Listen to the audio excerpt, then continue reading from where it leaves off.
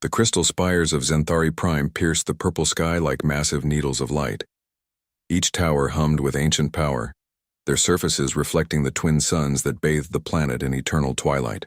Today marked the 1000th cycle, since the last great gathering, and representatives from across the galaxy had come to witness the Millennium Assembly.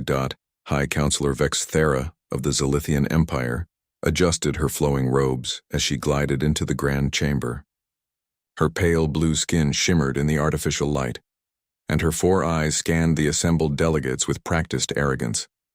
The Zilithians had ruled their corner of the galaxy for 10,000 years, and Vexthera carried herself like nobility, showed with absolute certainty of her superiority. Across the circular chamber, the Vorthan representatives stood in perfect formation. Their gray insect-like bodies remained motionless as their compound eyes processed every detail of the room. Supreme Calculator Zeth9 led their delegation, his mechanical voice translating emotional concepts into mathematical probabilities.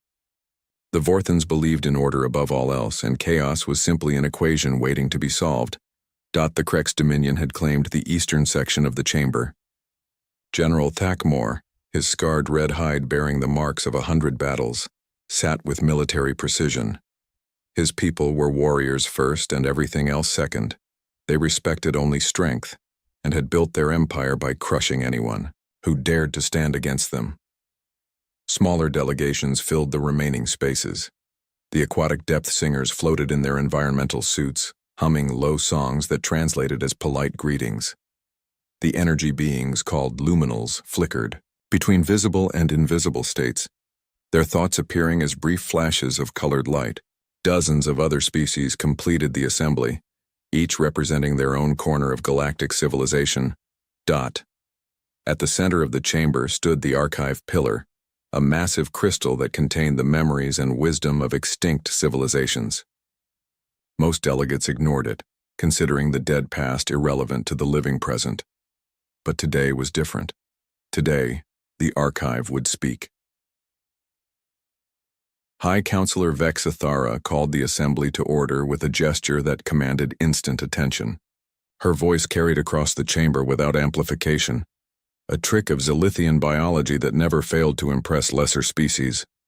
We gather as our ancestors did, to share knowledge and maintain the peace that has blessed our galaxy for 1,000 cycles, she began. The old threats are gone, the young species remain contained, and civilization flourishes under proper guidance. Murmurs of agreement rippled through the chamber. The current order had indeed brought peace, the peace of the strong ruling the weak, of established powers maintaining their positions, of potential threats being eliminated before they could grow dangerous. Supreme Calculator. Zeth9 rose to his feet, his mechanical joints clicking softly. The Vorthon Collective has calculated a 97.3% probability of continued stability for the next 1,000 cycles. New species development remains within acceptable parameters. No significant threats have been identified.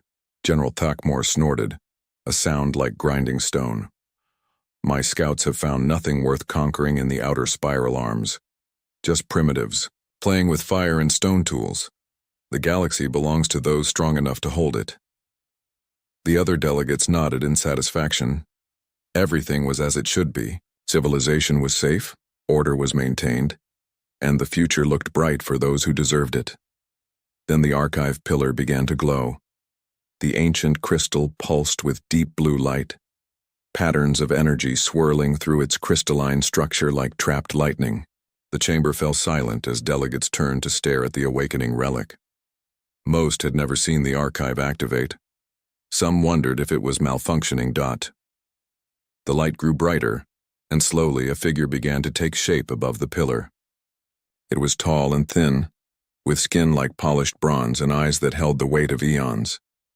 Its clothes were simple but elegant, cut in a style that predated every current civilization. This was Elder Kethvar of the predecessors, the first species to achieve galactic civilization, and the last to voluntarily disappear into history. Children of the stars, the elder's voice echoed strangely, as if speaking across vast distances of time. I bring warning from those who came before. High Counselor Vexthera frowned.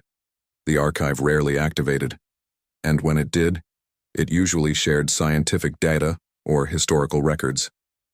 Direct communication was unprecedented. "Honored elder," she said carefully, "what warning do you bring? Our civilization is strong. Our peace is secure." The elder's ancient eyes swept across the assembled delegates, and many felt an uncomfortable chill. "Your peace is an illusion. Your strength is brittle. A storm approaches that will reshape everything you believe about power and survival." Supreme Calculator. Zeth9's mechanical mind immediately began analyzing the statement. "Please, provide specific data regarding this threat. What species, what technology, what timeline for contact?" The elder raised one hand and images began appearing in the air around the chamber. A small blue world spinning around a yellow star. Vast oceans and green continents. Cities of glass and metal spreading across the surface like geometric patterns. "They call their world Earth," the elder said. "Third planet from their star, in what you term the Orion Arm. They call themselves human." General Thakmore leaned forward, his warrior instincts engaged. The images showed cities, but also something else. Vast complexes that could only be military installations, vehicles that moved through air and water, structures that reached toward the stars. "Show me their weapons," he growled. "Show me their armies." The elder gestured and new images appeared, but instead of massive war machines or energy weapons, the delegates saw something far stranger.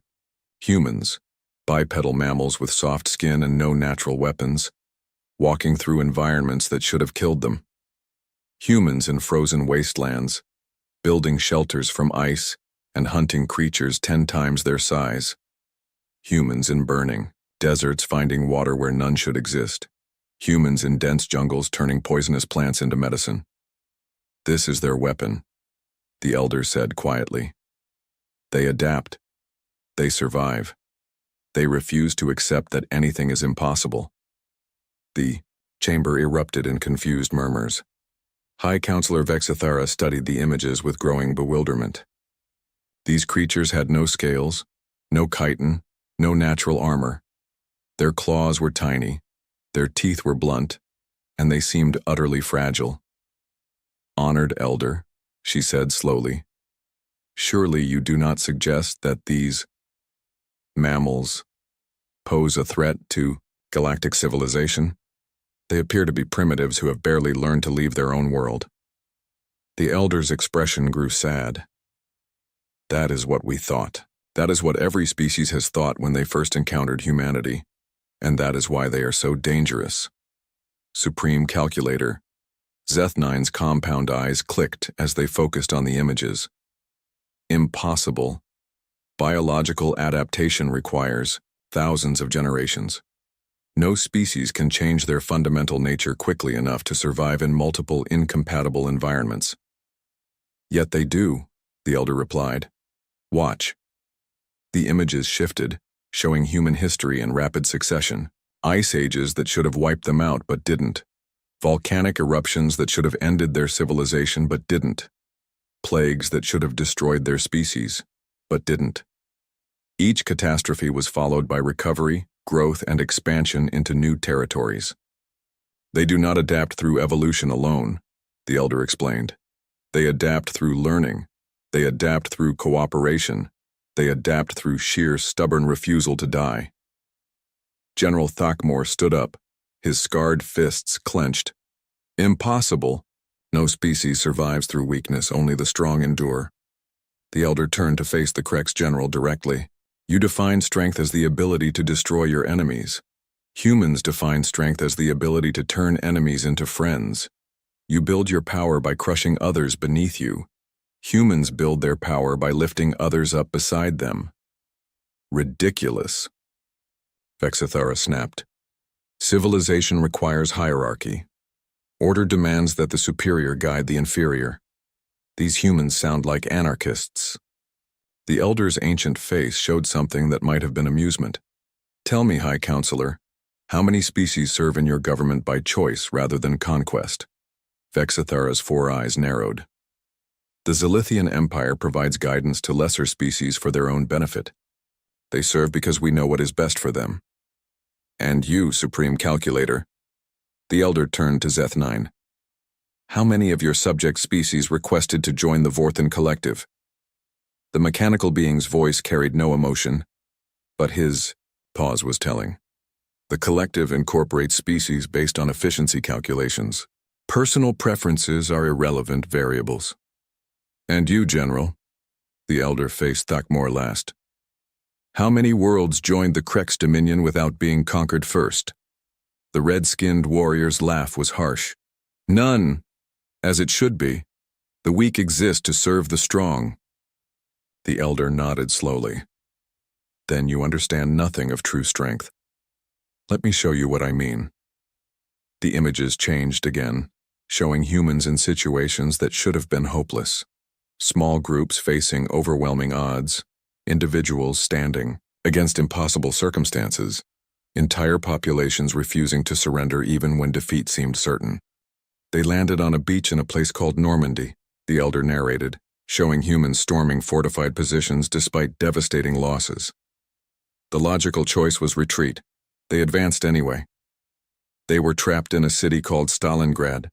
The images shifted to show urban warfare among ruins. The logical choice was surrender. They fought anyway. They were told their species would never fly. The new images showed primitive aircraft lifting off the ground. The logical choice was to accept this limitation. They flew anyway. Supreme Calculator. Zeth-9's mechanical mind struggled to process what he was seeing. These actions are statistically improbable. No rational species would accept such casualties for minimal strategic gain. That is exactly the point, the Elder said. Humans are not always rational. They are something far more dangerous. They are determined. The assembled delegates began to shift uncomfortably.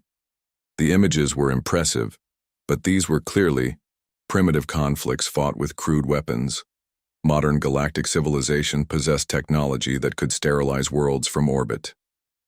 General Thakmor voiced what many were thinking. These historical examples are irrelevant, Elder. Whatever these humans achieved among themselves, they would be helpless against modern military technology. A single Krex battle cruiser could conquer their entire world. The Elder's bronze face grew grim. That is what we thought as well. That is what we told ourselves when we first encountered them 50,000 years ago. The chamber fell silent. 50,000 years ago was when the predecessors had vanished from galactic history, leaving behind only ruins and legends. You met them? High Counselor Vexithara's voice was barely a whisper. We met them when they were even more primitive than they are now, the Elder confirmed. Stone tools, cave dwellings, no technology beyond fire and sharp rocks. We decided to guide their development, to shape them into useful servants for our empire. The hologram flickered, showing glimpses of an ancient civilization far more advanced than anything in the current galaxy. Cities that floated among the clouds, ships that sailed between stars like ancient vessels crossing oceans, technology that seemed to bend the laws of physics. We had ruled the galaxy for millions of years, the Elder continued. We had shaped thousands of species to serve our needs. We thought humans would be just another addition to our empire. What happened? Supreme Calculator Zeth-9 asked, though his mechanical voice suggested he was calculating answers he didn't want to. Find. The Elder's image began to fade slightly, as if the effort of speaking across time was growing too great. They learned. Everything we taught them, they learned. Everything we showed them, they improved upon. Everything we thought impossible, they made possible. But surely your superior technology, Vexithara began. Technology can be copied, the Elder interrupted. Weapons can be stolen. Ships can be captured and reverse engineered. But the human spirit, their refusal to accept defeat, their ability to find hope in hopeless situations, their talent for inspiring others to fight for something better, that cannot be conquered. The images around the chamber showed glimpses of an ancient war. Predecessor ships burning in space, human fleets built from salvaged technology, worlds in rebellion, civilizations choosing freedom over security. In the end, The elder said quietly. They did not destroy us. They liberated us. They freed us from our own empire, showed us that our way of ruling through fear and domination was poisoning everything we touched. We chose to disappear rather than face the galaxy we had created. General Thakmor slammed his fist on his seat. Impossible. No primitive species could defeat a galactic empire. The elder's fading form looked directly at the Krex general. They did not defeat us through superior firepower, General. They defeated us by making our own subjects believe they deserved better than slavery. The chamber erupted in angry voices as delegates shouted questions and denials. How could mammals without claws or fangs threaten armored warriors? How could creatures that lived barely a century challenge species that had endured for millennia? How could emotional, irrational beings overcome the cold logic of superior technology? But even as they protested, some delegates were beginning to feel a cold fear settling in their minds. The elders' words carried the weight of absolute truth, and the images they had seen suggested capabilities that shouldn't have existed. High Counselor Vexithera raised her hand for silence, and slowly, the chamber quieted. Elder Kethvar, she said formally, assuming your warning has merit, what do you suggest we do about these humans? The elder's form was now barely visible, more memory than substance. Do not underestimate them. Do not dismiss them as primitives. And above all, do not give them a reason to see you as oppressors. Are you suggesting we should fear mammals who haven't even mastered faster-than-light travel? General Thakmor's voice dripped with contempt. The elder's last words echoed in the chamber as his image finally faded. I am suggesting that if you threaten what they love, they will move the very stars to stop you. And they will succeed. The archive pillar's light dimmed and went dark, leaving the delegates in uncomfortable silence. For long moments, nobody spoke. The warning hung in the air like smoke from a funeral pyre. Finally, High Counselor Vexithara broke the silence with a laugh that sounded forced even to her own ears. Well, she said, I suppose even the great predecessors had their moments of paranoia. Surely none of you believe that mammals without natural weapons could threaten our civilizations? Supreme Calculator Zeth9's mechanical voice clicked as he processed the data. The mathematical probability of a pre-spaceflight species threatening established galactic powers is 0.0001%. The elder's warnings appear to be based on outdated information and emotional rather than logical analysis. General Thakmor's laughter was harsh and mocking. The predecessors were soft. They ruled through technology instead of strength. No wonder they fell to primitives. The Krex Dominion would crush these humans like insects.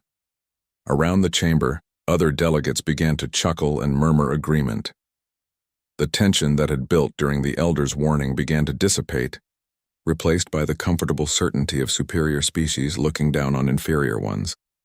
Besides, Vexithera added, what could possibly go wrong? If these humans are truly in the Orion Arm, they're thousands of light-years away from civilized space. By the time they develop interstellar travel, if they ever do, they'll encounter proper guidance from their betters. The Millennium Assembly moved on to other business, dismissing the elder's warning as the paranoid delusions of an extinct species. But in the depths of the archive pillar, ancient crystal memory banks hummed with stored data about a small blue world and its impossible inhabitants. The warning had been given. The truth had been spoken. In 3 solar cycles, long-range scouts would discover Earth and its sprawling human civilization. The Council's laughter would prove to be premature. Commander Thackrell adjusted his battle armor as the Third Fleet emerged from hyperspace at the edge of the Sol system. The red-scaled Krex warrior felt excitement building in his chest as his sensors began cataloging the human homeworld. After 3 cycles of debate following the Millennium Assembly, the Galactic Council had finally decided to deal with the human problem that Elder Kethvar had warned them about. General Thakmor himself had selected Thackrell for this honor. The younger Krex had proven his worth in dozens of campaigns against primitive worlds. His tactics were simple and effective: show overwhelming force, crush any resistance, and establish dominance quickly. It had worked on every world he had conquered. There was no reason to expect this backward planet to be any different. "Report," Thackrell growled as his aide approached. "Initial scans confirm the Elder's data, Commander," Lieutenant Vexka said, her scaled fingers dancing over the sensor controls. "Single star system, third planet shows massive population centers and industrial development. No sign of faster than light capability, but they do have primitive spacecraft in orbit." Thackrell studied the tactical display floating before him. Earth hung in space like a blue-green jewel, completely unaware that 50 Krex warships had just arrived to claim it. The orbital installations were laughably primitive. Chemical rockets, metal space stations, communication satellites that couldn't even detect his cloaked fleet. "Energy signatures?" he asked. "Atomic fission and fusion reactions detected across the planet's surface," his weapons officer reported. "They have nuclear technology, but nothing that could threaten our shields. Their most powerful weapons appear to be fusion-based missiles with yields in the hundreds of kilotons." Thackrell's mandibles clicked in amusement. His flagship alone could survive direct impact from their entire nuclear arsenal. The other 49 ships in his fleet were simply insurance against the impossible. "Communications?" "Multiple radio and microwave frequencies, Commander. Primitive digital networks spanning the globe. We have successfully infiltrated their information systems and downloaded their languages, cultural data, and military capabilities." The young Krex studied the translated files with growing satisfaction. These humans had indeed conquered their homeworld, just as the Elder had claimed. But they had done so with crude chemical weapons, metal vehicles, and projectile firearms. Their most advanced military technology was barely superior to what the Krex had been using when they first achieved spaceflight thousands of years ago. "Any sign they've detected our arrival?" "None, Commander. Their sensor technology cannot penetrate our stealth fields. To them, we remain invisible." Perfect. Thackrell loved when a conquest began with complete tactical surprise. He had studied human military history during the journey to Sol, and their primitive conflicts showed they valued something they called honor in warfare. They announced their attacks fought during daylight and tried to minimize civilian casualties. Such weakness would make them easy to defeat. "Prepare the demonstration," he ordered. "Select a military target, something significant but not crucial, to planetary infrastructure. We want to shock them into surrender, not destroy our future slaves." His tactical officer highlighted several options on the display. "The installation they call NORAD appears to be their primary military command center, or we could target one of their major naval bases." "NORAD," Thackrell decided. "Send a message to their leadership first. Standard surrender demand. Give them one rotation to comply before we begin the demonstration." The message was transmitted on all human communication frequencies simultaneously. Thackrell had used the same template on dozens of worlds, modified slightly for local customs and language. "Inhabitants of the planet you call Earth. I am Commander Thackrell of the Krex Dominion, representing the Galactic Council. Your world has been selected for incorporation into our empire. You have 24 of your time periods called hours to surrender unconditionally. All military forces must stand down. All governmental authorities must prepare for transfer of power to Krex administrators. Compliance will be rewarded with minimal casualties. Resistance will result in the complete subjugation of your species. Choose wisely." The response came within minutes, broadcast from multiple locations across Earth simultaneously. Thackrell expected confused questions, desperate pleas for mercy, or perhaps formal surrender documents. Instead, he received something he had never encountered in any previous conquest: laughter, not just from one source, but from hundreds. Human leaders around the world were actually laughing at his surrender demand. News broadcasts showed human military officers shaking their heads and chuckling. Their politicians made jokes about little green men and bad science fiction movies. Thackrell's aide looked confused. "Commander, perhaps their translation systems are malfunctioning. They don't seem to understand the severity of their situation." But the tactical display showed otherwise. Human military forces around the globe were moving to high alert status. Their primitive aircraft were scrambling into defensive formations. Their naval vessels were heading for open ocean. Their ground forces were digging into defensive positions. They understood the threat perfectly. They were laughing anyway. "Sir," his communications officer said nervously, "we're receiving a response from their primary military command. It appears to be addressed to you personally. Put it through." The image that appeared on his screen showed a human in military dress, clearly a high-ranking officer based on the decorations on his uniform. The man appeared to be in his 60s, with gray hair and intelligent eyes that held no trace of fear. "Commander Thackrell," the human said calmly. "I am General Marcus Chen, Chairman of the Joint Chiefs of Staff for the United Nations Military Command. I've received your surrender demand, and I'm afraid I have to decline." Thackrell's mandibles clicked in irritation. "General Chen, you clearly do not understand your situation. I command 50 warships, each capable of destroying your largest cities. You have no defense against our technology."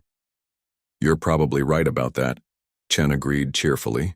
"Your ships are invisible to our sensors. Your weapons are undoubtedly superior to ours, and you could probably kill most of us without breaking a sweat." "Then you will surrender?" Chen's smile was sharp as a blade. "Hell no." The transmission ended, leaving Thackrell staring at a blank screen. In 47 successful conquests, no species had ever simply refused to surrender while acknowledging their complete tactical disadvantage. It made no logical sense. "Perhaps they require a demonstration," Lieutenant Vexka suggested. Thackrell nodded grimly. "Target NORAD. Single plasma burst minimum yield, just enough to vaporize their mountain." The attack was perfectly executed. A lance of superheated plasma struck the Cheyenne Mountain complex and carved through solid rock like a knife through flesh. The entire military installation disappeared in a flash of blue light, leaving behind only a perfectly circular crater half a mile deep. Human communication networks erupted in chaos. Emergency broadcasts filled the airwaves. Their primitive satellites transmitted desperate messages to anyone who might be listening. For the first time since arriving in the Sol system, Thackrell felt satisfied. Now they would understand the price of defiance. The next message from Earth came from the same General Chen, broadcasting from what appeared to be a different location. The human looked tired, but still showed no signs of fear. "Commander Thackrell," Chen said formally, "thank you for the demonstration. You have successfully destroyed NORAD and killed approximately 3,000 of our people. I hope you're satisfied." "I am prepared to be reasonable, General," Thackrell replied.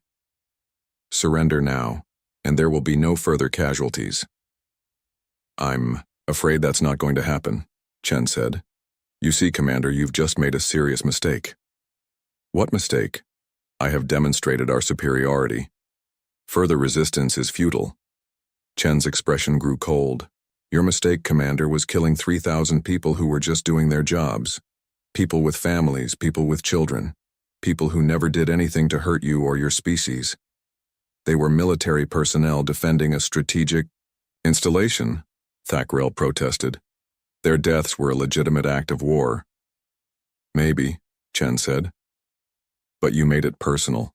You see, Commander, you obviously studied our military capabilities before you came here. Did you also study our history? Of course, your species has a long record of primitive conflicts using crude weapons. Then you should know that we have a saying on Earth: you can kill the man, but you can't kill the idea. Another one is, the tree of liberty must be refreshed from time to time with the blood of patriots and tyrants." Thackrell was beginning to feel the first stirrings of unease. "Your philosophical sayings are irrelevant, General. You cannot fight our technology with primitive weapons." Chen smiled, and for the first time, Thackrell noticed it didn't reach the human's eyes. "Commander, let me tell you something about human beings. We're not the strongest species on our planet. We're not the fastest or the most agile or the best adapted to any particular environment. We don't have claws or fangs or armor plating. But we have one thing that your species apparently doesn't understand. And what is that? We're mean." "Sir," his sensor operator called out, "I'm detecting unusual activity across the planet's surface." "What kind of activity?"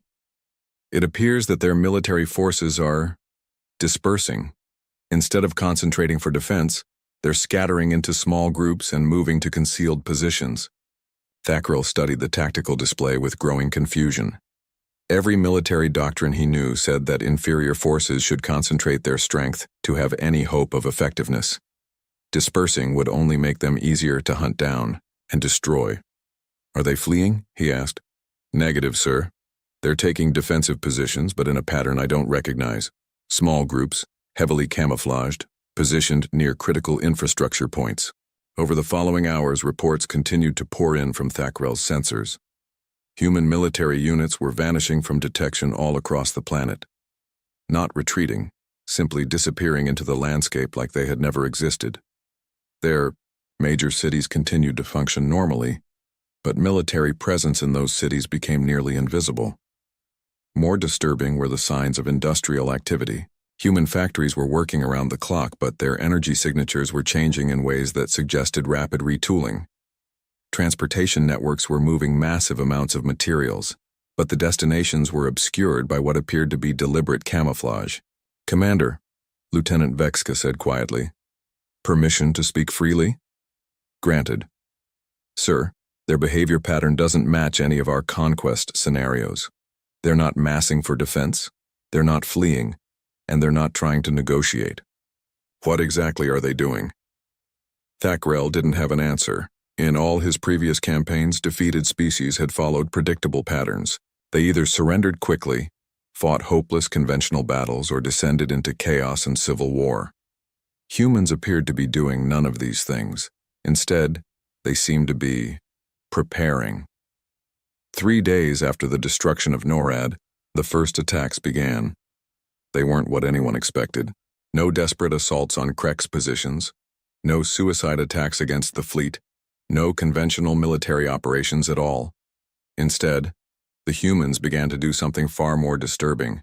They began to learn. The first incident occurred when a cloaked Krek scout ship landed near a human city to gather intelligence. The ship's stealth systems were perfect. No human technology should have been able to detect it. But somehow, within hours of landing, the landing site was surrounded by humans carrying primitive projectile weapons and homemade explosives. The scout team fought their way out easily enough. Human weapons couldn't penetrate Krek's armor, and Krek's weapons could vaporize human fighters instantly. But the engagement was recorded by hidden cameras, and within hours, footage of Krek's technology was spreading across human communication networks. "How did they find us?" the scout team leader asked when he returned to the fleet. "Unknown, sir. Our stealth systems were functioning perfectly. No human sensor could have detected our landing. But humans, Thackrell was learning, didn't rely only on sensors. They had spotted the scout ship through careful observation, noting the absence of bird activity in a specific area, tracking the pattern of bent grass, following the faint electromagnetic signature that Krek's engineers had never considered worth, masking because no primitive species should have been able to detect it. The second incident was worse. A Krek supply depot established on the dark side of Earth's moon was somehow discovered and attacked. The attacking force consisted of humans, in primitive spacesuits armed with chemical rockets and improvised weapons. They should have been wiped out instantly. Instead, they destroyed the depot. Not through superior firepower, they had none. Not through advanced technology. Theirs was laughably primitive. They succeeded through something far more dangerous. They had learned to think like Kreks. The human assault team had studied the footage from the first encounter and identified weaknesses in Krek's tactics. They knew that Krek's warriors relied heavily on their armor and energy shields, so they used weapons designed to create electromagnetic pulses that disrupted both. They knew that Krek's doctrine emphasized overwhelming force, so they attacked from multiple directions simultaneously to fragment the defense. They knew that Krek's commanders expected rational behavior, so they used tactics that were completely insane by any reasonable standard. Most importantly, they had somehow acquired detailed schematics of Krek's technology. "How is this possible?" Thackrell demanded as he reviewed the attack footage. "Our equipment is biometrically locked. No alien species should be able to access our systems." "Sir," his chief engineer said reluctantly, "the humans appear to have reverse-engineered our access protocols from the first engagement. They recorded our communication frequencies, analyzed our data transmissions, and created their own interface systems. That should take years of research. Yes, sir, it should. But they did it in 3 days. The reports kept coming. Human saboteurs were infiltrating CREX installations using stolen access codes. Human scientists were analyzing captured CREX weapons and building countermeasures. Human engineers were studying CREX ship designs and developing new attack strategies. Most disturbing of all, human military leaders were sharing their discoveries freely with their entire species.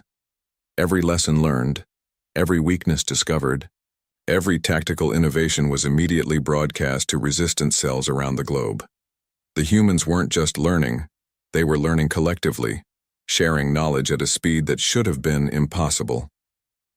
Commander, his intelligence officer reported, we're detecting organized resistance activities on every inhabited continent. The humans have established what they call guerrilla networks, small independent units that operate without central command but coordinate their activities through encrypted communications. Thackrell studied the tactical display in growing frustration. Red markers indicated confirmed human resistance activity, and they covered the planet like a plague. Each marker represented a cell of fighters who knew exactly how to hurt CREX forces and were willing to die trying. How many fighters are we facing? He asked. Impossible to determine, sir. Human military forces have completely integrated with their civilian population. Any adult human could potentially be a combatant.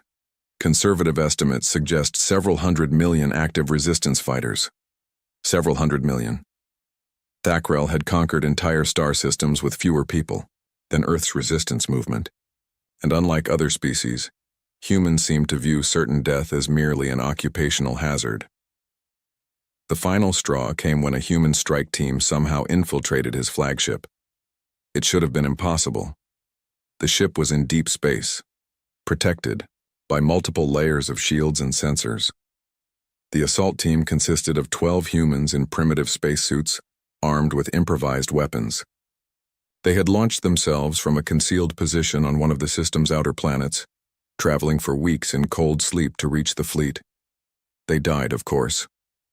CREX security forces killed them all within minutes of detection. But before they died, they had downloaded complete schematics of the flagship systems and transmitted the data back to Earth. More importantly, they had left behind a message.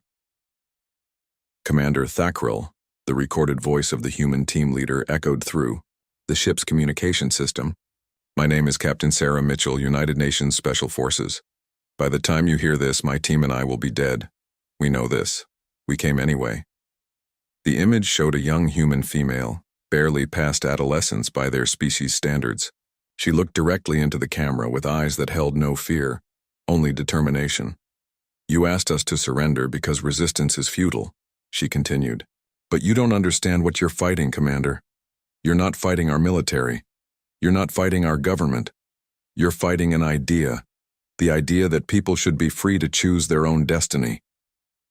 Ideas don't die when you kill the people who carry them. They spread. They grow stronger. They inspire others to pick up the fight where we left off. The image flickered slightly, then stabilized. You came here expecting to conquer slaves. Instead, you're creating martyrs. Every person you kill makes 1,000 others more determined to resist. Every victory you win costs you more than you can afford to lose. You have better technology than us. You have superior weapons. You have advantages we can't match. But we have something you don't. We have nothing left to lose. And that makes us the most dangerous enemy you will ever face. The recording ended with Captain Mitchell's final words. See you in hell, Commander. Thackrell stared at the blank screen for long moments. Around him, his bridge crew maintained uncomfortable silence.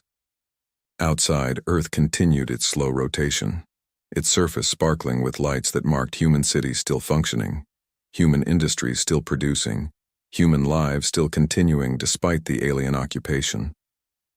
But something had changed. The easy conquest that should have taken days was entering its third week. Human resistance was growing stronger instead of weaker. Krek's casualties were mounting as humans learned to exploit every weakness in their tactics and technology. Most disturbing of all, intercepted human communications showed that they were treating the invasion not as a tragedy, but as an opportunity. An opportunity to prove that no force in the universe could crush the human. Dr. Elena Vasquez tried to ignore the shackles around her wrists as the Krek's transport ship shuddered through hyperspace.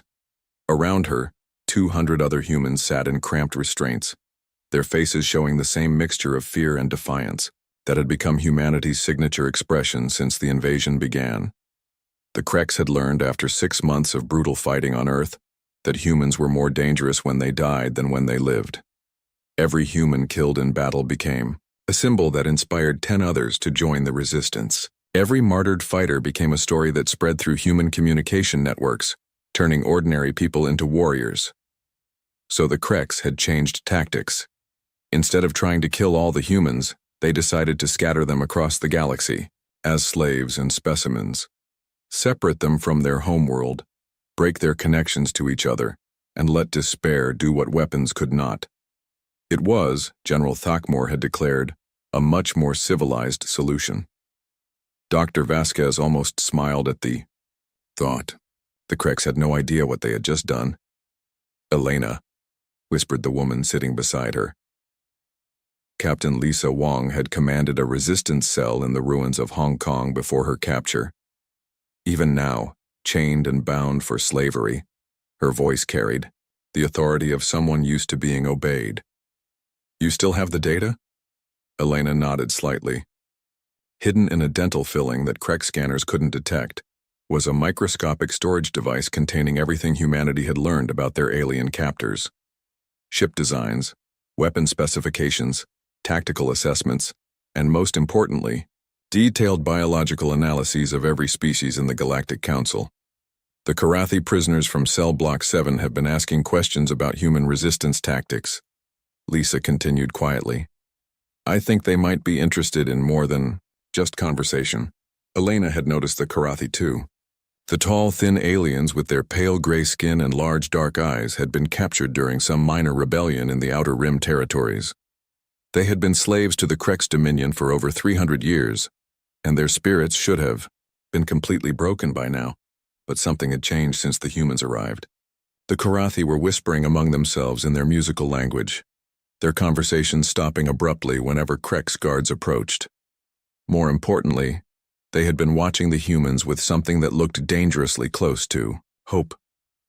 The transport ship dropped out of hyperspace with a jarring sensation that made several humans groan in discomfort. Through the small viewports, Elena could see their destination, a frozen world covered in ice and marked by massive industrial complexes that scarred the planet's surface like wounds. Glacius 7th, announced the Krek's overseer, his mechanical translator making his words sound even more harsh than usual. "Mining world, rich in deuterium and rare minerals, cold enough to kill most species within minutes of surface exposure." The overseer's mandibles clicked in what Elena had learned was the Krek's equivalent of laughter. "Perfect place for troublesome slaves who need to learn discipline, work hard, obey orders, and you might survive long enough to see next year's supply ship." But Elena was studying the planet below with the trained eye of a xenobiologist. Glacius 7 was cold, yes.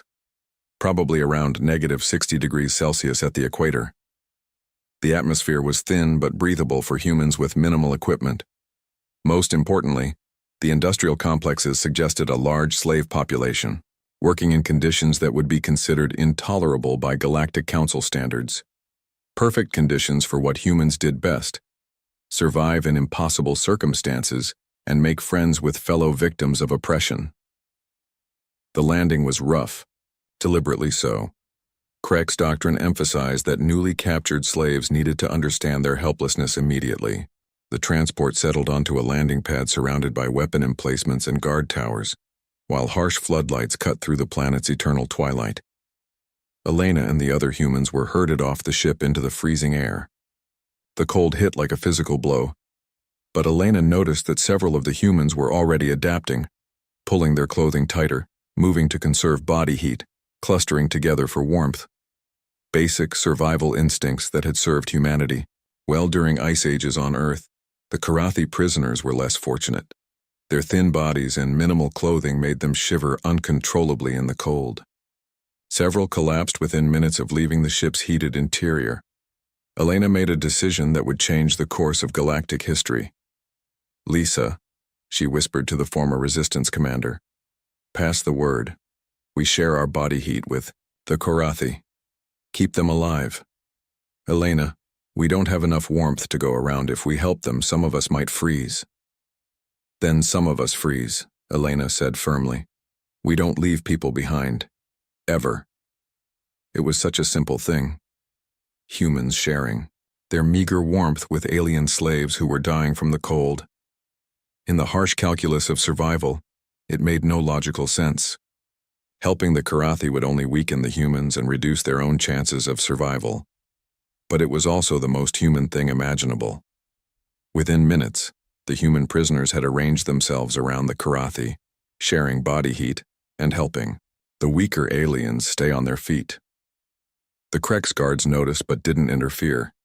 If the humans wanted to exhaust themselves helping inferior species, that was their choice. What the guards didn't notice was the way the Karathi stared at their human helpers. 300 years of slavery had taught them that survival meant looking out for yourself first and foremost. The idea that another species would risk their own lives to help strangers was so alien to their experience that they could barely comprehend it. Elena saw the exact moment when understanding dawned in one Karathi's large, dark eyes. The alien reached out with a trembling hand and touched Elena's arm, speaking softly in his musical language. Lisa, who had picked up some Karathi during her imprisonment, translated quietly. "He says thank you in their formal dialect, but the way he said it, it's the form they use for life debts. He thinks we just saved his life." "We did save his life," Elena replied. "No, Elena, you don't understand. In Karathi culture, a life debt is sacred. It can only be repaid by saving the life of the one who saved you. He just swore to protect us with his life if necessary." Elena looked around at the other Karathi prisoners, all of whom were staring at the humans with the same expression of dawning comprehension. "How many of them do you think feel the same way?" Lisa's answer was quiet but carried the weight of prophecy. All of them. The slave barracks on Glacier 7th were designed to break spirits through isolation and despair. Each species was housed separately, communication between groups was forbidden, and the work schedules ensured that prisoners were too exhausted to think about anything except survival. It had worked perfectly for centuries. The various slave species, Karathi, Zephyrians, Valkyrie, and dozens of others, had learned to keep their heads down, do their work, and accept their fate. Rebellion was impossible when every species was divided from the others and too weak to fight. Then the humans arrived and ruined everything. Elena watched from her bunk as Captain Wong organized the human prisoners into work crews. Not just any. Work crews, integrated teams that included Karathi translators, Zephyrian technical specialists, and Valkyrie who had learned to navigate the mining tunnels in the dark. "The guards won't like this," warned a Karathi engineer named Sirthak. His mathematical mind was perfectly suited for calculating ore extraction rates, but 3 centuries of slavery had taught him to be cautious about anything that might anger their captors. "The guards can kiss my ass," Wong replied cheerfully. Her words translated into Karathi musical tones that somehow managed to convey both defiance and humor. Elena bit back a laugh. Lisa had always been direct, but hearing profanity translated into the elegant Karathi language was surreal. More importantly, it was working. The Karathi had begun to relax around the humans, their formal speech patterns becoming more casual as they grew comfortable with their new allies. The Zephyrians, with their crystal-based physiology that made them naturally resistant to cold, had begun sharing warming techniques they had developed over their centuries of imprisonment. Most remarkable were the Valkyrie. The small, furry humanoids had been slaves for so long that they had almost forgotten their own language. But the humans' curiosity about Valkyrie culture had awakened memories they thought were lost forever. Elena had spent hours listening to elderly Valkyrie tell stories of their homeworld, carefully recording everything in case the knowledge might be useful later. The Krek's guards noticed the increased cooperation, but dismissed it as irrelevant. Slaves. Working together more efficiently was actually beneficial to mining operations. Production rates had increased by 20% since the humans arrived, which made the overseers look good in their reports to Dominion headquarters. What they didn't notice was the other kind of knowledge being shared. Elena had begun teaching basic medical techniques to anyone who would listen. Simple things: how to treat frostbite, how to prevent infection, how to recognize signs of malnutrition. But she was also sharing more advanced concepts with the aliens who could understand them. Sirthak, it turned out, had been a systems engineer before his capture. His mathematical mind absorbed Elena's explanations of human network theory like a sponge. Within weeks, he was helping her design communication systems that could operate without detection. The Zephyrians, with their crystalline biology, were natural chemists. Elena's knowledge of human biochemistry, combined with their understanding of crystal-based reactions, led to the development of new medicines that could treat injuries and illnesses in multiple species. Most importantly, the Valkyrie had spent centuries learning to move through the mining complex without being detected. Their natural stealth abilities, combined with human tactical knowledge, created an underground network that could pass messages anywhere on the planet without Krek's knowledge. 6 months after arriving on Glacius 7, Elena received a message that changed everything. It came through the Valkyrie network, passed from slave to slave across thousands of miles of frozen terrain. 3 words, repeated in dozens of languages: Earth still fights. The message included data stolen from Krek's communication networks. The human resistance had not only survived, it was growing. More than that, human prisoners on other worlds had begun organizing their fellow slaves. The Krek's policy of scattering humans across the galaxy had backfired spectacularly. Instead of breaking human resistance, they had spread it. "Elena," Lisa said quietly during their rest period, "we need to talk about the bigger picture here." They met in a maintenance tunnel that the Valkyrie had assured them was free of surveillance devices. Elena, Lisa, Sirthak, and representatives from each of the slave species gathered in the cramped space.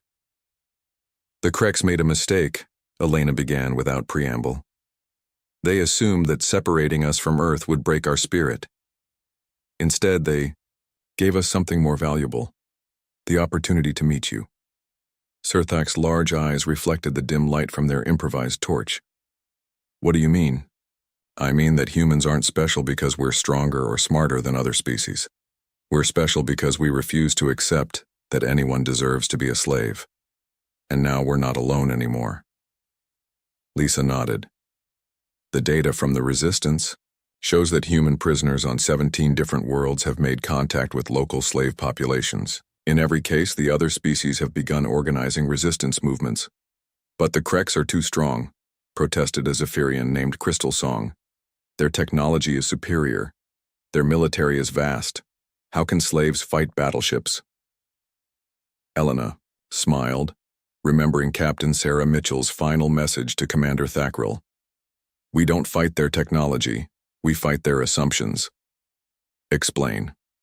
"The Kreks assume that slaves will remain divided by species barriers. They assume that different biology means we can't work together. They assume that centuries of oppression have broken your spirits permanently." "All reasonable assumptions," Sirthak said carefully. "All wrong assumptions," Lisa replied. "Elena has been teaching Karathi medical techniques to Zephyrians. Crystal Song has been showing humans how to work with crystalline technology. The Valkyrie have been sharing stealth techniques with everyone. We're not separate species anymore," Elena continued. "We're something new. A community of people who chose to help each other instead of just surviving alone. And that's something the Kreks can't fight with battleships." The meeting continued for hours, with representatives from each species sharing knowledge and resources. By the time they separated, they had laid the groundwork for something unprecedented in galactic history: a multi-species resistance movement based on cooperation rather than conquest. But the real breakthrough came 3 months later, when the supply ship arrived from Krek space. Elena watched through a hidden camera as the ship disgorged its cargo of new prisoners. More humans, of course, but also members of species she had never seen before. Tall, elegant beings with flowing tentacles. Small, quick creatures with metallic skin. Beings that seemed to be made of living light. All of them slaves. All of them broken by years of oppression. All of them about to meet humanity for the first time. "Lisa," Elena said quietly, "I think we're going to need more medical supplies." The former resistance commander laughed. "Why? Are you planning to save the galaxy one alien at a time?" Elena watched as human prisoners began helping the newcomers adjust to the freezing conditions, sharing warmth and food without being asked. Watched as Karathi engineers began teaching the newcomers how to work the mining equipment safely. Watched as Zephyrians offered crystalline supplements to aliens whose biology was incompatible with standard nutrition. "No," she said finally. "I'm planning to save the galaxy one person at a time. Human, Karathi, Zephyrian, Valkyrie. It doesn't matter what species they are. People are people." 6 months later, production reports from Glacius 7 showed remarkable efficiency improvements. The mining operation was exceeding all targets, and interspecies cooperation had reached levels that impressed even hardened Krex overseers. What the reports didn't show was that the increased cooperation was being used to build something the Krex had never imagined. A network of communication, mutual aid, and shared knowledge that connected slaves across multiple star systems. The network had a simple founding principle, borrowed from humanity's darkest historical periods. We go together or not at all. On 17 worlds and dozens of species among millions of enslaved beings, the message was spreading. Earth still fights. And now, they are not alone. The Krex Dominion was about to learn that some ideas are more contagious than any plague. The idea that all people deserve freedom was spreading through their slave populations like wildfire, carried by humans who refused to accept that resistance was futile. But more than that, it was being adapted and improved by alien minds that brought their own perspectives to the concept of liberation. Karathi mathematical precision, Zephyrian chemical knowledge, Valkyrie stealth techniques, all being combined with human stubbornness to create something entirely new. Helena looked up at the frozen sky of Glacius 7 and smiled. Somewhere up there, the Krex fleet was probably congratulating itself on successfully dispersing the human threat across the galaxy. They had no idea that they had just armed the largest slave rebellion in galactic history. The spread was complete. Now came the uprising. Supreme Calculator Zeth9 processed the incoming data streams with growing confusion.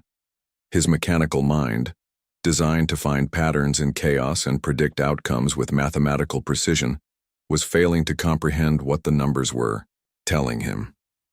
Across 47 worlds in Vorthon space, productivity among slave populations had increased by an average of 38% over the past year. Efficiency ratings were at historical highs. Interspecies cooperation had reached levels that exceeded all previous models. By every logical measurement, the Vorthon Collective's slave management systems were performing better than they had in centuries. So why did Zeth9 feel a cold certainty that everything was about to collapse? Calculator, his aide Plexifor approached with the careful precision that marked all Vorthon interactions. The monthly behavioral analysis reports are complete. Do you wish to review the anomalies? Display the data. Holographic charts filled the air around them, showing behavioral patterns among the various slave species. Zeth9's compound eyes moved rapidly as he absorbed the information, his mechanical mind automatically calculating probabilities and correlations. The patterns were subtle but undeniable. Slave populations that had never communicated before were now sharing resources. Species that had been enemies for millennia were working together on joint projects. Most disturbing of all, slaves were beginning to ask questions about things that had nothing to do with their assigned tasks. Questions about the Vorthon governmental structure. Questions about why some beings were free while others were enslaved. Questions about whether the current system was the only possible way to organize society. When did these behavioral changes begin? Zeth9 asked. Correlation analysis indicates the changes started approximately 18 months ago, coinciding with the arrival of human specimens on our worlds. Zeth9 had heard about the humans, of course. The Krex Dominion's disastrous invasion of Earth had become a source of quiet amusement throughout the Vorthan collective. Leave it to the militaristic Krex to turn a simple conquest into a protracted guerrilla war. The decision to scatter human prisoners across the galaxy as slaves had seemed logical.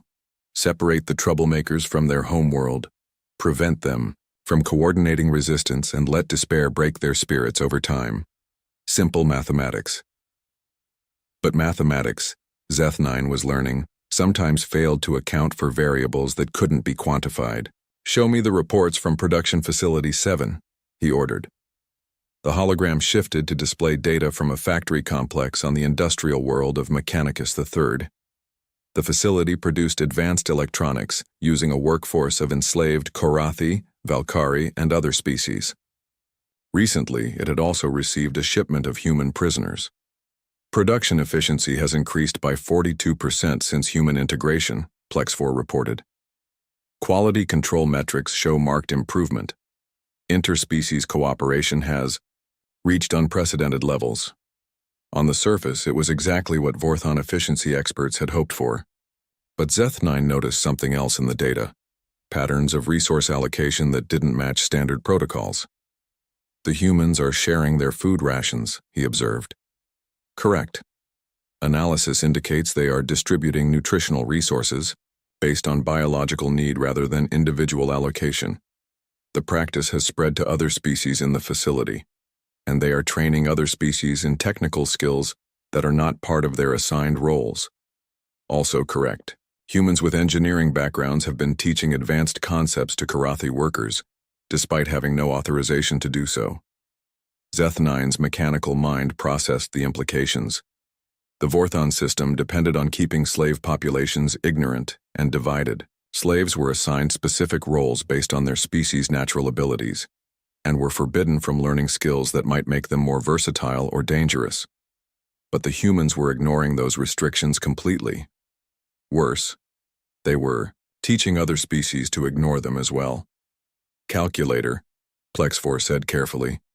"There is another anomaly in the data. The humans appear to be singing." "Explain." "Audio monitoring has detected coordinated vocalizations among human workers during rest periods. The behavior has spread to other species, who are adapting the vocalizations to their own physiological capabilities." Zeth9 accessed the audio files and listened to the strange harmonies echoing through the factory dormitories. The sounds were unlike anything in Vorthan cultural databases, not quite music, not quite communication, but something that seemed to combine elements of both. "Translation?" he asked. "Problematic. The vocalizations contain concepts that do not translate well into mathematical language. References to concepts such as hope, brotherhood, and freedom appear frequently. The word freedom triggered alarm protocols in Zeth9's processing matrix. Freedom was a dangerous concept, a variable that could not be controlled or predicted. In Vorthan philosophy, freedom was chaos, and chaos was inefficiency. "Increase surveillance on all facilities with human populations," he ordered. "I want detailed behavioral analysis on every human prisoner and any slaves who have had contact with them."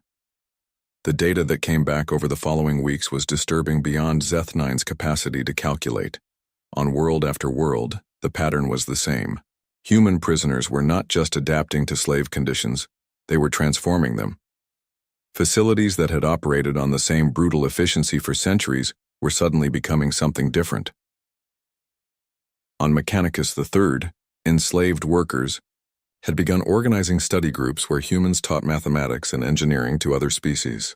Production remained high, but the quality of work had improved dramatically as workers began understanding the principles behind their tasks, rather than simply following rote procedures. On the agricultural world of Verdania, human prisoners had introduced crop rotation techniques that increased yields while improving soil quality, but they had also taught other species about concepts like worker safety and fair distribution of resources. Most alarming was the mining world of Excavatus Prime, where human prisoners had organized the first multi-species strike in Vorthon history. The strike had lasted only 6 hours before overseers restored order. But during those 6 hours, production had stopped completely across 17 different facilities. The strike had failed, but it had proven something that shook the foundation of Vorthon philosophy. Slaves from different species could coordinate their actions across vast distances, acting with unified purpose despite having no central command structure. How did they communicate? Zeth9 demanded when the reports reached his desk. Our monitoring systems detected no unauthorized transmissions. Unknown, calculator. Analysis suggests they used a combination of techniques including modified work songs, pattern-based message systems incorporated into their daily tasks, and coordination through sympathetic overseers. Sympathetic overseers? Several Vorthon facility managers have been observed implementing policy changes that favor slave welfare over pure efficiency. When questioned, they claim the changes improve long-term productivity metrics. Zeth9. Access the psychological profiles of the affected overseers. All were rational, efficient administrators with decades of experience managing slave populations. None had shown any previous tendency toward what the Vorthon collective classified as emotional decision-making. Yet somehow, exposure to human, prisoners had changed their behavior patterns in ways that mathematical analysis couldn't explain. The truth was even worse than Zeth9 suspected. On Excavatus Prime, facility manager Quexus7 sat in his office reviewing production reports that should have filled him with satisfaction. Efficiency was up, injuries were down, and worker morale was at levels he had never seen before. But instead of satisfaction, Quexus7 felt something that had no place in Vorthon psychology: doubt. It had started when the human prisoners arrived. Quexus7 had expected the usual pattern: initial resistance followed by gradual acceptance of their new reality. Humans, according to the behavioral profiles, were emotional beings who would eventually break under the weight of hopeless circumstances. Instead, they had done something unprecedented. They had begun to care about their fellow prisoners. Quex7 had watched through security monitors as humans shared their meager rations with starving Karathi workers, had observed them teaching first aid techniques to Valkyrie who had been injured in mining accidents, had seen them organizing recreational activities that included every species in the facility. Most disturbing was their effect on the other prisoners. Species that had barely tolerated each other's presence were now working together, sharing resources and, most troubling of all, asking questions. Manager Quexus7? His aide Nexa2 entered the office with the mechanical precision that marked all Vorthon interactions. The human-designated Elena Vasquez has requested a meeting with you. Quexus7 had been expecting this. Dr. Vasquez was clearly the informal leader among the human prisoners, and her influence extended far beyond her own species. Other slaves looked to her for guidance in ways that violated every principle of Vorthon slave management. What does she want? She claims to have suggestions for improving facility operations. Under normal circumstances, Quexus7 would have rejected such a request immediately. Slaves did not make suggestions to their overseers. But his recent reports had been so positive that he was curious about what the human might say. Bring her to conference room 7, he decided. Standard security protocols. Dr. Vasquez entered the room flanked by 2 guards, her hands bound with neural restraints that would deliver painful shocks if she made any sudden movements, but her posture showed no fear, only the kind of confident determination that Quexus7 had learned to associate with humans. Manager Quexus7, she said, somehow making his designation sound like a respectful title rather than a mere administrative label. Thank you for agreeing to see me. You requested this meeting, Dr. Vasquez. What do you want? Elena sat down carefully, mindful of the restraints. I want to help you solve a problem you don't know you have yet. Quexus7's analytical mind immediately began calculating possible deceptions. Explain. Your efficiency reports look good on paper, but they're hiding a structural weakness in your operation. You're managing slaves, but you could be leading workers. The difference will determine whether your facility thrives or fails when the real challenges come. What challenges? Elena's smile was sad but determined. Manager, you've seen the reports from Earth, haven't you? 6 months of warfare and the human resistance is still growing. The Kreks can't break us through force, so they're trying to break us through separation. But they don't understand what they're actually doing. Enlighten me. They're spreading human ideas throughout the galaxy, ideas about cooperation, about the dignity of all sentient beings, about the possibility that things could be better than they are. Those ideas are taking root in every species we encounter. HFY's mechanical mind processed this information. You are suggesting that human ideology is somehow contagious? I'm suggesting that hope is contagious, and hope is the most dangerous thing you can give to people who have nothing left to lose. The meeting continued for over an hour, with Elena explaining concepts that HFY's mathematical mind struggled to quantify. She spoke of worker motivation, of the difference between compliance and commitment, of the long-term costs of ruling through fear. Most disturbing was her analysis of the galactic political situation. Manager, your system works as long as everyone believes it's the only possible system. But what happens when slaves across the galaxy start communicating with each other? When they realize that their suffering isn't inevitable, but chosen by those in power? Such communication is impossible. Our monitoring systems prevent unauthorized contact between facilities. Elena's laugh was gentle but confident. Your monitoring systems are designed to detect technology. They can't detect friendship. Explain. Every facility has guards, technicians, administrators, people who interact with multiple slave populations. What happens when those people start to question whether the current system is really the most efficient one?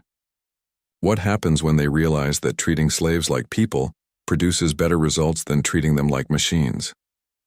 HFY felt a cold certainty settling in his processing matrix. Elena was describing exactly what was happening to him. The gradual realization that his facility's improved performance was directly related to treating the prisoners as rational beings rather than mere resources. You are attempting to subvert Vorthan authority, he said carefully. I'm attempting to help you succeed by showing you a better way to manage your facility. But I understand why that sounds like subversion to you. Elena leaned forward slightly, her expression serious. Manager, I need you to understand something. Whether you help us or not, change is coming. Human resistance isn't just military, it's ideological. We're not trying to conquer the galaxy, we're trying to free it. The Vorthan Collective has maintained order for thousands of years. The Vorthan Collective has maintained control for thousands of years. That's not the same thing as order. The conversation ended with no concrete agreements, but HFY found himself unable to dismiss Elena's words. Over the following weeks, he began to notice things that his mathematical training had taught him to ignore. The fear in his guards' eyes when they thought no one was watching. The exhaustion among his administrative staff as they struggled to maintain impossible productivity targets. The gradual degradation of equipment and infrastructure as resources were constantly diverted to military applications. Most disturbing was his growing realization that Elena was right about one thing. Change was indeed coming, whether the Vorthan Collective was ready or not. The proof came when the rebellion finally began. It didn't start with violence or dramatic proclamations. Instead, it began with something far more dangerous to authoritarian systems: coordinated non-compliance. On the same day, at the same time, slaves across 17 Vorthan worlds simply stopped working. Not permanently, just long enough to prove they could. 8 hours of silence in factories, mines, and agricultural facilities. 8 hours of complete stillness in the machinery of oppression. When work resumed, it was with a subtle but unmistakable message. We are choosing to work, not being forced to work. And choices can be changed. The rebellion spread like wildfire through the Vorthan Collective's slave populations, not through military conquest but through something far more powerful. The realization that cooperation between oppressed peoples was possible. Karathi mathematical precision, combined with human organizational skills. Valkyrie stealth techniques enhanced by human tactical knowledge. Zephyrian chemical expertise, guided by human medical understanding. Each species brought their own strengths to the growing resistance movement, but they were united by a simple principle borrowed from humanity's darkest hours. We go together or not at all. Supreme Calculator, Zethanine watched his orderly mathematical universe crumble into chaos as reports flooded in from across Vorthon space. Slave revolts were spreading faster than his security forces could respond. Worse, the revolts were being coordinated across multiple worlds simultaneously. Calculator. Plex4 reported with mechanical precision that barely concealed panic. We have confirmed uprisings on 37 worlds. Productivity has dropped by 67% across affected facilities. Military forces are requesting permission to use lethal force to restore order. Zeth9 calculated the mathematics of suppression. It would require diverting most of the Vorthan military from border defense. It would cost trillions of credits. It would destroy the very infrastructure they were trying to protect. Most importantly, it would prove Elena Vasquez's point about the difference between control and order. Negative, he said finally. Deploy negotiation teams to all affected facilities. Find out what the slaves want. The answer, when it came, was both simple and impossible to grant. They wanted to be treated like people instead of property. Across the galaxy, the human infection was spreading. Not through conquest, but through the radical idea that all sentient beings deserve dignity and freedom. The Galactic Council was about to learn what the Elder had tried to warn them about. Humans weren't dangerous because they were strong. They were dangerous because they were contagious. High Counselor Vexathara stood before the emergency assembly on Zenthari Prime, her four eyes reflecting the harsh light of alarm beacons that had been flashing for 3 days straight. Around her, the great council chamber that had once hosted peaceful debates about trade routes and mining rights now resembled a military command center under siege. Representatives from across the galaxy crowded the chamber, their faces showing expressions ranging from confusion to outright panic. The elegant Zelithian nobles who had once glided through these halls with absolute confidence now huddled in defensive clusters. The mechanical precision of the Vorthan delegates had given way to frantic calculations that produced no solutions. Even the proud Krex warriors looked shaken as reports continued to pour in from across their empire. "Order!" Vexathara commanded, her voice carrying the authority of millennia of noble breeding. "We will proceed with the emergency session. General Thakmor, report on the military situation." The scarred Krex commander stood slowly, his red hide bearing fresh wounds from recent battles. His voice, usually filled with warrior confidence, now carried the bitter tone of someone who had learned hard truths too late. "The situation is unprecedented," he began, each word seeming to cost him effort. 18 months ago, we controlled every world in our domain through superior firepower. Today we control nothing. Murmurs of disbelief rippled through the chamber. The Krex Dominion commanded the most powerful military in the galaxy. The idea that they could lose control of their own territory seemed impossible. "Explain," Vexathara demanded. "The humans have turned our own subjects against us," Thakmor said grimly. "Not through conquest, through conversion. Species that have served the Dominion for centuries are now openly rebelling. Worse, they're coordinating their actions across multiple star systems." Supreme Calculator. Zeth9's mechanical voice cut through the chamber's noise. "Confirmed. Vorthan space reports similar patterns. Slave populations that had been stable for millennia are now engaging in coordinated resistance. Mathematical models indicate the rebellion is spreading faster than our ability to contain it." "How is this possible?" demanded Senator Quartek of the Rigelian Commerce Guild. "These are primitive species, slaves. How can they threaten civilized governments?" General Thakmor's laugh was harsh and bitter. "Because they're not fighting like slaves anymore. They're fighting like the humans taught them, as if they believe they deserve to be free." The chamber erupted in angry voices, but Vexathara noticed that some delegates remained ominously silent. The representatives from the Outer Rim territories, the ones who governed through negotiation rather than force, were watching the proceedings with expressions that suggested they had seen this coming. "What about Earth itself?" she asked, cutting through the chaos. "Surely the human homeworld has been pacified by now." Thakmor's expression grew even darker. "Earth is problematic. Commander Thakril's forces have been reinforced 3 times. We now have over 200 ships in the Sol system. supported by ground forces that should be capable of conquering entire star systems. And the humans are still fighting. Every city we destroy becomes a symbol that inspires 10 new resistance cells. Every human we kill becomes a martyr whose story spreads through their communication networks. We're not winning a war. We're creating a mythology. The truth was even worse than Thakmor was willing to admit in public. The Krex military, trained for quick decisive victories, had been trapped in a grinding war of attrition that played to humanity's greatest strengths. Humans didn't need to win battles. They just needed to survive them long enough to learn from their mistakes, and they were learning faster than the Krex could adapt. "What about the scattered human prisoners?" asked Counselor Nexivari of the Epsilon Collective. "Surely separating them from their homeworld has broken their coordination." Supreme Calculator Zeth9 processed this question with mechanical precision before answering. "The dispersal strategy has failed catastrophically. Analysis indicates that human prisoners have not only maintained their resistance, they have exported it to other species." "Impossible. Mathematical certainty suggests otherwise. Human prisoners have integrated with local slave populations on 47 worlds across 3 different galactic territories.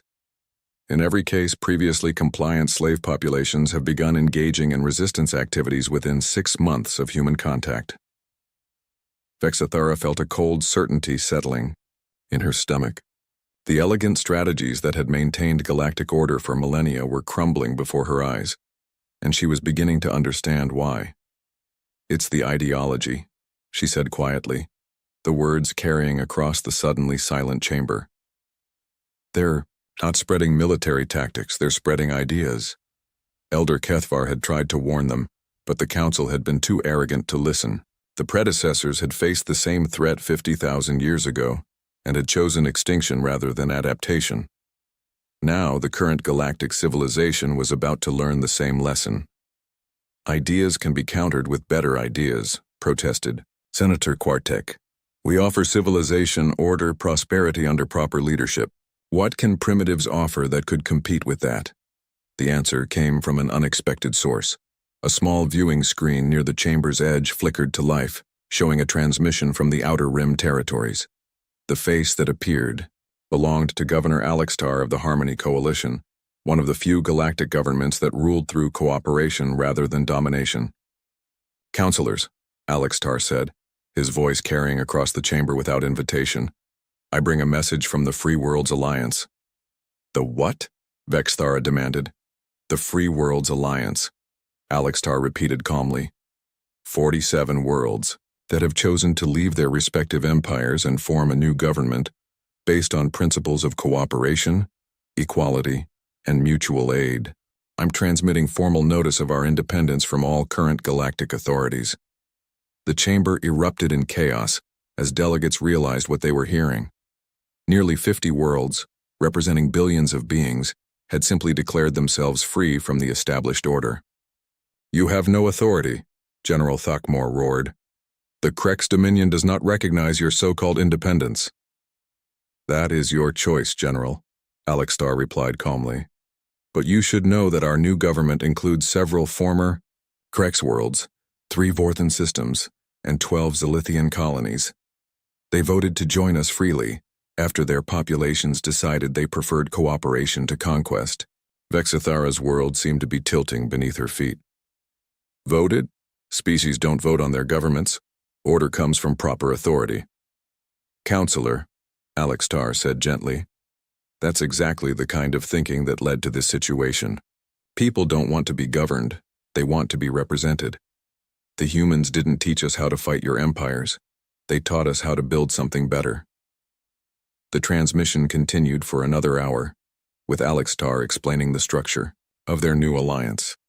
Representatives chosen by popular vote, resources shared based on need rather than power, decisions made through consensus rather than domination.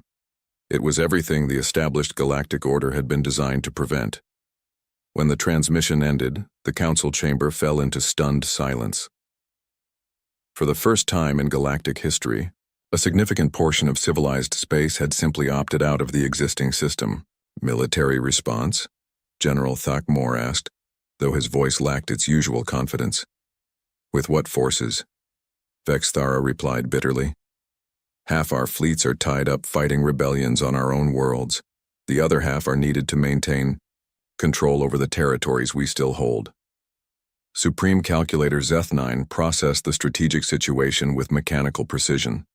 Military action against the Free Worlds Alliance would require committing 73% of our combined forces. Success probability is rated at 31%. Cost in resources and casualties would exceed the value of the territories in question. The mathematics were clear. They couldn't win a war against people who had nothing left to lose and everything to gain. There must be another solution, Senator Quartek insisted. Negotiate with the humans directly. Find out what they want. Surely they can be bought or convinced to call off their rebellion. They've already told us what they want, came a new voice from the chamber's entrance.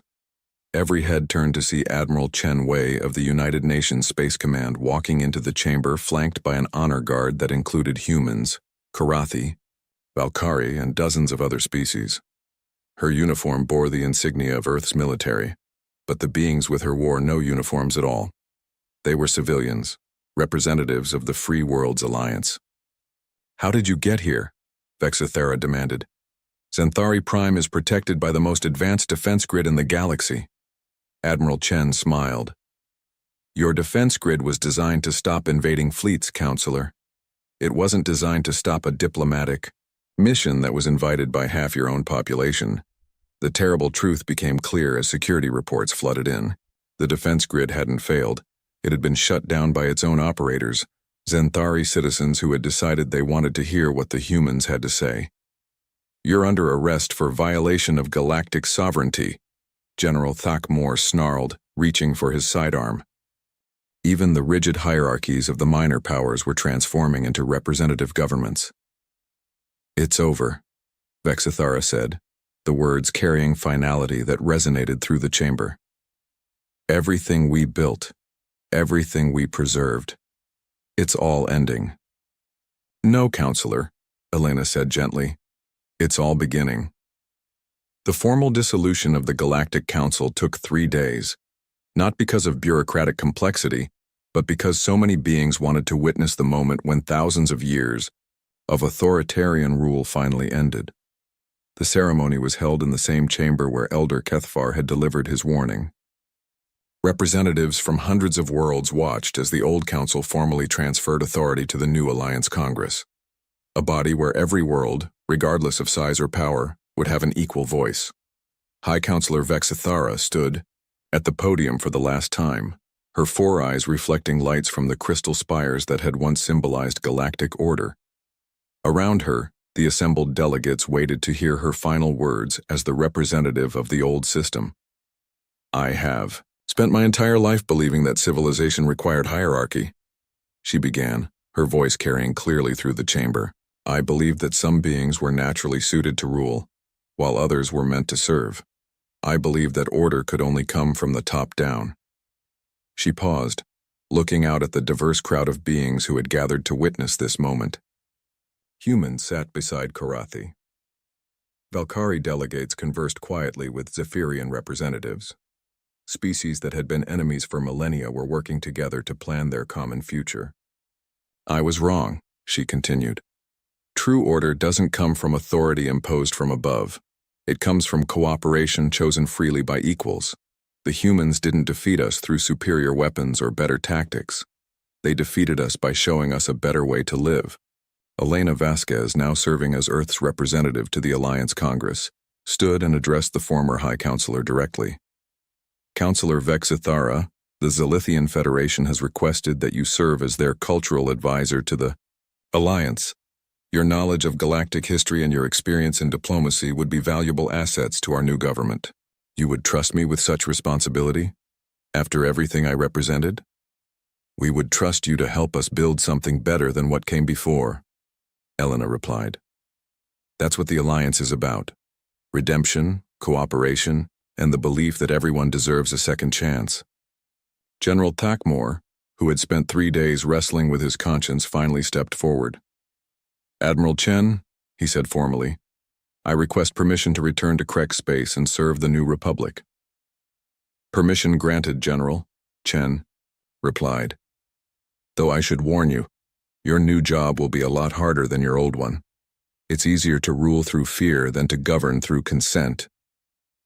The former Krek's commander's mandibles clicked in what might have been amusement. Admiral, I spent 6 months trying to conquer Earth and failed. I think I can handle the challenge of serving Krek citizens instead of dominating them. Supreme Calculator. Zeth9 approached the podium with mechanical precision, but there was something different in his bearing. Something that suggested his calculations had led him to conclusions that surprised even his mathematical mind. Representatives of the Alliance Congress, he said formally, the Vorthon Commonwealth requests technical assistance in transitioning from a slave-based economy to a cooperative one. Our mathematical models indicate significant short-term efficiency losses during the transition period. We'll help however we can, Elena assured him. But calculator, you should know that the efficiency losses are temporary. Our models show that cooperative economies are actually more productive in the long run than coercive ones. How is this possible? Coercion ensures compliance. Elena smiled. Because people work harder when they're working for themselves than when they're working for someone else. It's the difference between doing the minimum required and doing your best. As the ceremony concluded, representatives from across the galaxy began planning the future. Trade agreements based on mutual benefit rather than exploitation. Scientific cooperation that shared knowledge freely instead of hoarding it. Cultural exchange programs that celebrated diversity instead of enforcing uniformity. Most importantly, they began planning safeguards to ensure that the new system would never become as rigid and oppressive as the old one. Regular elections, term limits, constitutional protections for minority rights, and most crucially, the absolute right of any world to leave the Alliance if they chose to do so.